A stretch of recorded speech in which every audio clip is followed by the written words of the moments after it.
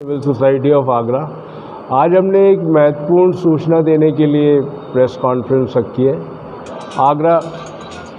Agra historically बहुत important city है और आर्कियोलॉजिकल सर्वे ऑफ इंडिया का यह बहुत बड़ा ऑफिस है।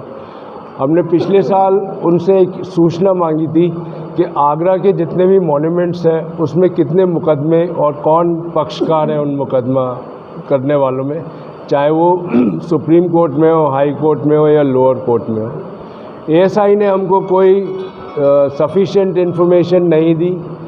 फिर हमने इसको इन्फॉर्मेशन कमीशन जो कि दिल्ली में है, क्योंकि एएसआई सेंटर के अंडर में आता है, हमने वहाँ अपील की थी और इस अप्रैल के महीने में उन्होंने हमारी सुनवाई की और सुनवाई करने के बाद एएसआई को बहुत स्ट्रिक्ट इंस्ट्रक्शन दिए कि वो सही इन्फॉर्मेशन दे। अगर वो 40 साल के मुकदमों की डिटेल नहीं दे सकते तो कम से कम 10 साल के मुकदमों की डिटेल दें।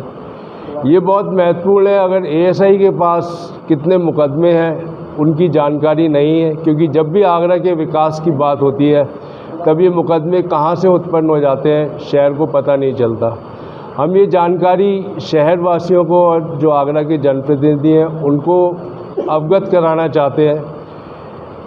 सीएसआई सेंट्रल इंफॉर्मेशन कमीशन ने जो डायरेक्शन दिया है कि एएसआई आगरा को पिछले 10 वर्ष में जो भी मुकदमे हुए हैं उनकी डिटेल वो हमको देंगे।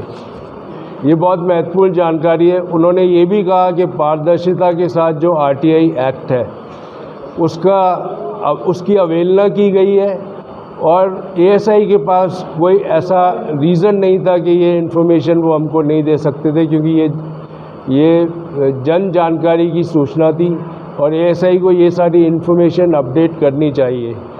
आज के समय में ये और भी इम्पॉर्टेंट है, क्योंकि ताजमहल और तेजोमाले का जो विवाद और जो मुकदमा हो रहा है उसमें अगर एएसआई ने पहले भी 2000 में भी ये मुकदमा हुआ था जिसमें सुप्रीम कोर्ट ने इसको खारिज कर दिया था। एएसआई एजेंसी है भारत सरकार की जो सारे साक्ष्य इकट्ठा करती है और देती है। हमारी अपील है कि एएसआई के पास अगर या सरकार के पास अगर कोई नए तथ्य है जो 2000 मुकदमे के बाद उन्होंने इकट्ठे किए हैं उनको वो अवगत कराएं। सुप्रीम कोर्ट में या जिस कोर्ट में भी है वहाँ पर ये सारे तथ्य दें, अन्यथा जिस तरीके से असमंजस और जो प्यार मोहब्बत का माहौल ख़राब हो रहा है उसको और बढ़ावा मिलेगा। इसीलिए हमने ये प्रेस कॉन्फ्रेंस बुलाई। ताजमहल को लेके मामला उठा है, ये वाकई में बड़ा गंभीर है और ताजमहल को लेके जब भी कुछ मामला उठा है तो उसके व्यापक असर रहे हैं, दुनिया भर में असर रहे हैं, आगरा की इकनॉमी पे असर रहा है। तो अभी ये मामला उठा है आगरा। मुझे सबसे बड़ा आश्चर्य है कि इस इतने बड़े मामले में पीएन ओक का नाम क्यों नहीं आया, क्योंकि जो तेजो महल है करके जो बात कही जा रही है, ये सबसे पहले इस मेजर इशू को ओक साहब ने उठाया था। हिस्टोरियन थे, वो जर्नलिस्ट थे, बहुत बड़े जर्नलिस्ट थे, हिस्टोरियन थे, विदेश विभाग में काम किए हुए थे और कैलकुलेटेड वे में काम किया था। जो अभी तक लखनऊ से कोर्ट में बात उठ के आई है वो लगभग वही है जो लगभग 2000 में एक रिट हुई थी, ओक साहब ने की थी सुप्रीम कोर्ट में और उसमें तेजोमाले की रिट थी, उसमें यही सब लगभग कंटेंट थे।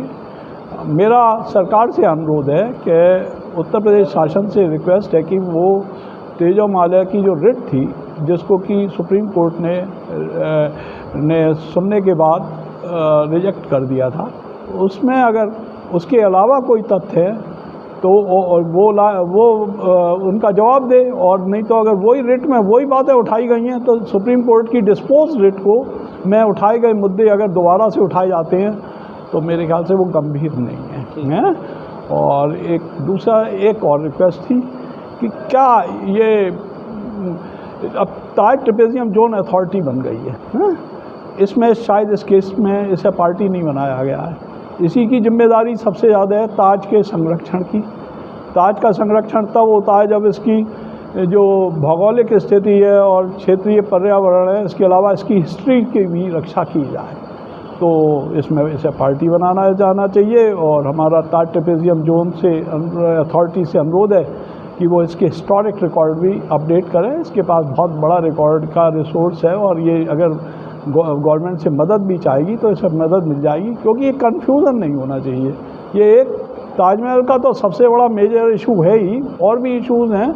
तो ये कानूनी चुनौतियों का और रिटों का दुरुपयोग ना हो और कोर्ट में सही मुद्दे पर सही बात उठाई जाए। पहले तो मैं ये चाहूँगा कि ये सुनिश्चित हो कि जो सुप्रीम कोर्ट में रिट सुनी जा चुकी है, क्या वो मेंशन है जो लखनऊ में रिट फाइल हुई है, क्योंकि कोई फैक्ट कंसील नहीं किया जा सकता है।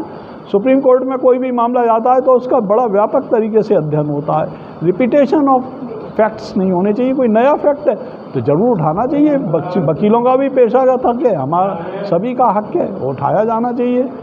और जो रिकॉर्ड्स हैं, जो इन सब चीज़ों को मेंटेन जब तक आप नहीं रखेंगे तब तक ये रिट शायद एडमिट करने से पहले कोर्ट में काफ़ी बहस हो जाती। अगर ये सब चीज़ें होती कि ये सुप्रीम कोर्ट में ऑलरेडी ज़्यादातर चीज़ें तय की जा चुकी हैं, अब ये फिर भी तय कर लें। ये सेम इशू था, मुझे नहीं मालूम उसमें ताला खोलना या था या नहीं, पर ये सेम इशू था। ये रिट के कंटेंट्स मंगाने चाहिए जो सुनी जा चुकी है। वो रिजेक्ट ज़रूर की गई होगी पर उसमें सब चीज़ें होंगी, वो नेट पे अवेलेबल नहीं है। वो उसके सुप्रीम कोर्ट से ही रिकॉर्ड मंगाया जाना चाहिए, आर्कियोलॉजी के हेड ऑफिस में होगा, और ये हो जाएगा तो बहुत सारी चीज़ें तय हो जाएंगी। क्योंकि सुनी हुई रिट को सुनने का कोई औचित्य नहीं है, कन्फ्यूजन पैदा होते हैं।